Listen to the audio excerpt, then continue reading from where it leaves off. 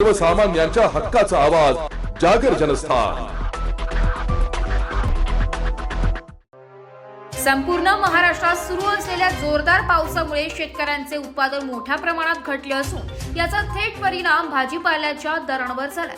विशेषतः टमाट्याच्या किमतीत लक्षणीय वाढ झाली असून आज धुळे कृषी उत्पन्न बाजार समितीमध्ये टमाट्याचा 20 किलोचं कॅरेट 750 ते 800 रुपये दरम्यान विकला गेलाय। मागील काही दिवसांपासून सातत्याने पडत असलेल्या पावसामुळे शेतातील पीक उद्ध्वस्त झालंय, त्यामुळे भाजीपाला बाजारात पोहोचण्यापूर्वीच खराब होण्याचे प्रमाण वाढले असून बाजार समितीमध्ये आवक अत्यल्प झाल्याचं आढळून आलंय। याच कारणामुळे मागणी आणि पुरवठ्याच्या असमतोलामुळे दर वाढले आहेत।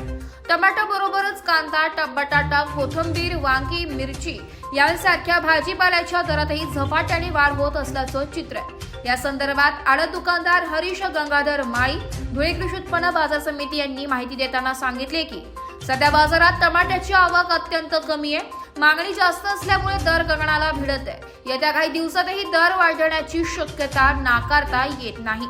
दरवाढीमुळे सामान्य ग्राहक त्रस्त असून शेतकरी वर्गही पिकांचे नुकसान झाल्यामुळे अडचणीत आलाय।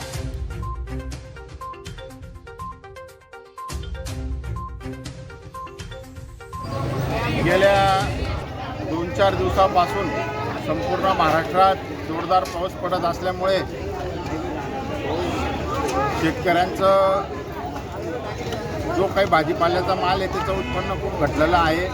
एका बिघ्याला जर ज्या शेतकऱ्याचे टमाट्याचे 50 कॅरेट येत होते त्याचे फक्त 5 ते 10 कॅरेट या ठिकाणी पोचत आहेत। त्यामुळे आवक धुळे कृषी उत्पन्न बाजार समितीमध्ये खूप घटलेली आहे।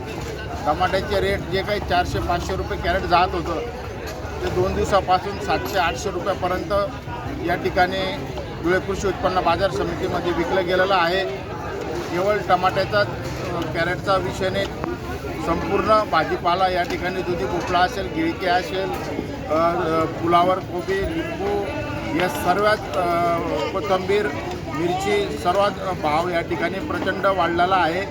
त्याचप्रमाणे शेतकऱ्याचं उत्पन्नही घटलेलं आहे। त्यामुळे शेतकरी आबादील आहे आणि सर्वसामान्य नागरिकांना सुद्धा या भाववाढीचा फटका बसेल।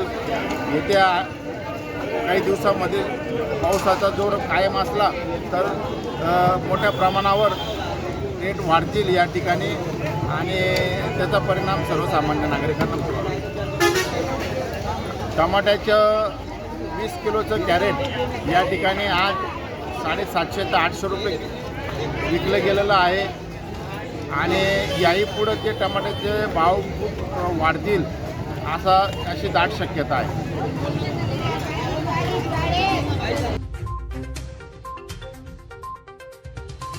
जागर जनस्थानकरिता रूपक बिरारी, धुळे।